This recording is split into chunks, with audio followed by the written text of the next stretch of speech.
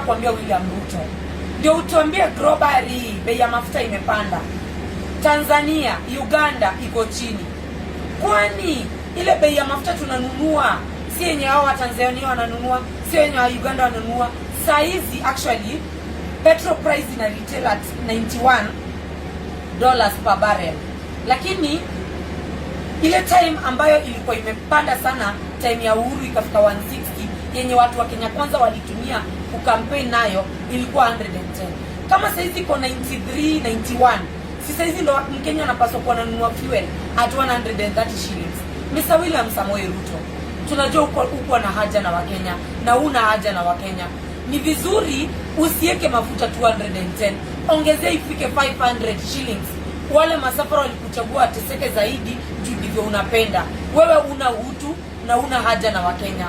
But to my boda guys, mimi nitawaambia tu hivi, vumilieni, ni hali. Huyu mtu ambaye aliwadanganya kuambia ni mtu yeye atasupport vijana wa boda, mama mboga, mtu wa mkokoteni, mtu sijui wa nini na nini, huyu mtu ana interest na nyinyi. Mtateseka for some time until we get solution. Na baba amekuja kutuambia atapatiana ile solution ambayo itaweza kumtoa William Ruto katika power. Na kama solution yetu ita succeed, it is a wake up call, so that when you go to the ballot in 2027 utatumia akili kuchaguana, au utachaguana kupunish mtu yote.